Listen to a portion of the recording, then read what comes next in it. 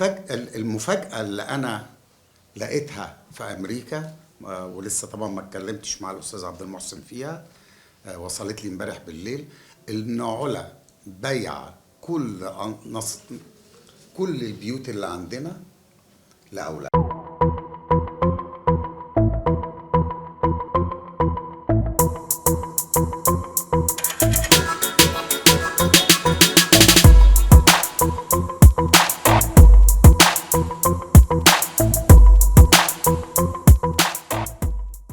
زي اللي عملته هنا بالظبط.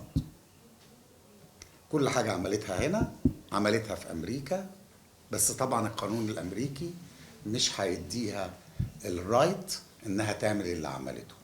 ليه؟ لأن اللي عملته ده غير قانوني. اللي غير قانوني اللي هو إيه؟ إن يعني إزاي أنا أبيع للأستاذ عبد المحسن وأنا متجوزة واحد أو متجوز واحدة تانية.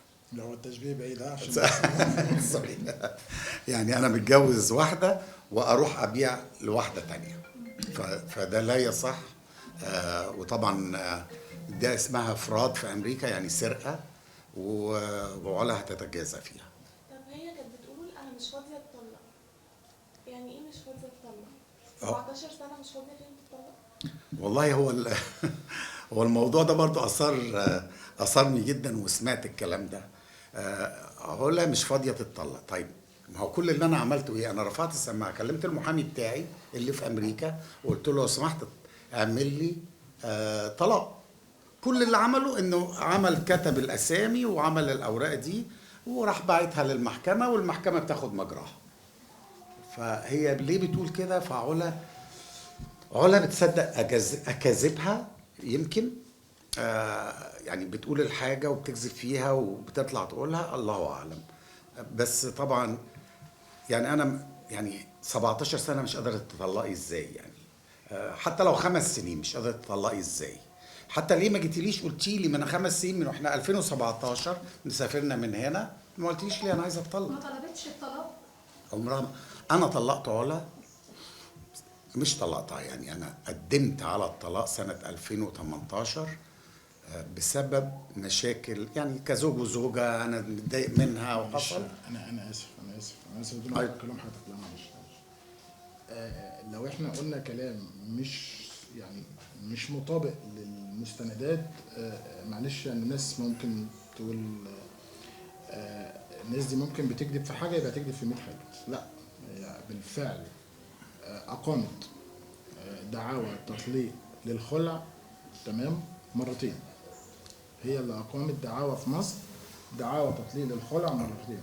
بالفعل ده اللي حصل، عشان بس هو انا ماليش دعوه باللي حصل في مصر، بتكلم على اللي حصل في امريكا 2018. انا قدمت بالفعل بالطلاق هناك، وبعدين تراجعت في الموضوع ده، وتراجعت في موضوع الطلاق. كان زعل ما بيني وبينها وانا قلت لها خلاص يلا نتطلق ونفذت. بس القضاء هناك في امريكا بيديكي ال6 شهور دول للتراجع، فانا تراجعت في الوقت ده. تراجعت عن الموضوع الطلاق، لكن هي تراجعت ولا كانت مصممه على لا لا لا لا، كان خلاص رجعنا حياتنا الطبيعيه خالص. خلي بالك حضراتكم، يعني احنا لغايه لما علا نزلت من هنا شهر 10 2022 احنا كانت علاقتنا الزوجيه علاقه زوجيه مفيش اي حاجه. كان لسه ابني متجوز وكنا في فرح، وعيد جوازنا قضيناه في لاس فيجاس، وكانت كل حاجه طبيعيه. وانا بيتهيألي عندي صور وحاجات بتثبت بذلك طبعا كتير جدا جدا جدا. بعد 6 شهور وبعد التصالح، هو ليه يعني ايه اللي جد خلى الموضوع المره الثانيه ما فيهوش رجعه؟ يعني اول مره لما قدمت الطلب بالطلاق كان في رجعه، اما ادوكوا 6 شهور يعني للتصالح. لا، ده انا اللي قدمت وهي تراجعت برضه ورجعتوا. ورجعتوا. حضرتك بتقول الحياه رجعت طبيعيه، ايه اللي جد بقى خلى الموضوع يوصل للمرحله دي؟ مش عارف. يعني انا بصراحه مش عارف للاسف. ان كان في حاجات بتتخطط من ورايا، في حاجات كانت بتتعمل بقالها سنين. ازاي يعملوا كده او ازاي ينفذوا طريقه انها تبيع البيوت اللي في امريكا، ازاي انها تيجي وتحط وضع يد على الفيلا هنا وانها تبيع الفيلا هنا،